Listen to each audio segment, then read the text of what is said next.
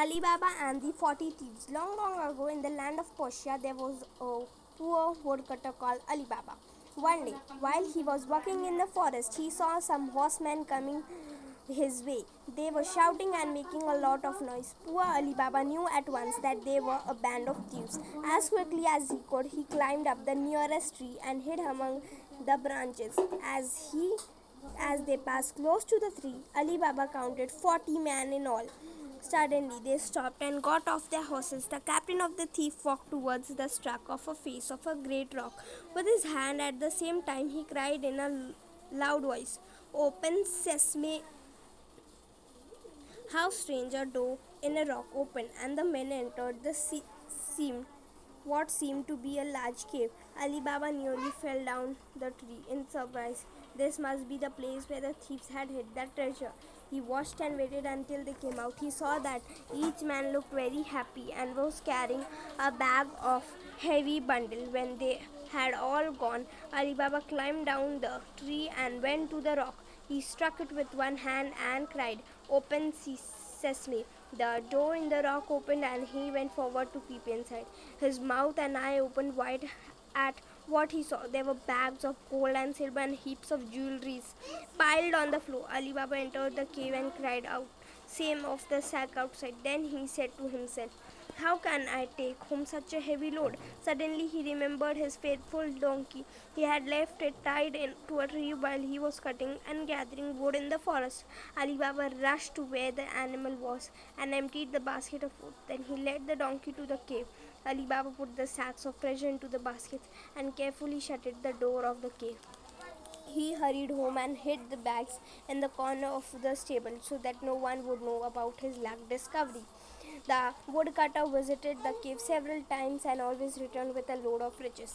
He told his wife and son about the treasure in the cave, and they were delighted at his good fortune. At once, they made grand plans about what they would do with their money. So, from being a poor, Ali Baba became the richest man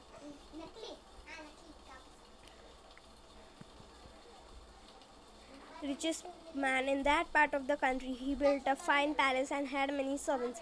The people wondered how he had become so rich so quickly. At of time, the thieves returned to their cave. "Someone has been here," cried the chief. "See here, some rogue," cried out our secret, "and has stolen most of our treasure. We must find him and at once and kill him." The thieves hurried away and spied in all the nearby villages. They found out that Ali Baba was suddenly becoming rich, very rich, and no one knew about what he had got about the money. "Ali Baba must be the thief," cried the captain of the thieves. "Now we must plan to kill him." Suddenly he said with a wicked smile, "I know we can do it. Go to the villages and bring the 40 mules and 40 large jars. Fill one of the jars with oil, but all the others must be left empty." When this was done, the captain led the way to the fine new palace of the Ali Baba. He told Ali Baba that he was a merchant and wished food and shelter for the night. Ali Baba made him welcome and told him to store the jars in the cellar. Every jar except the one with the oil hid a robber. Instead, they was to wait in the jars until they got a signal from their master. Ali Baba was very kind to the captain and gave him a fine meal in the lovely dining room. While they were eating, Maharaja, the maid servant, noticed that the lamps needed more oil. She went down to the cellar to fetch some. She lifted the lid of the first jar. "It is time," asked the robber and said. "No, not yet," replied Marja in surprise. Then she said to herself, "This must be a wicked plot to harm my master." She raised the lid of the second jar very carefully. This happened to the one which was full of the oil. She filled the jug with oil from the jar and went quickly to the kitchen. There she heated the oil until it was boiling. Maharaja carefully lifted the jug of boiling oil and tiptoed back to the cellar so that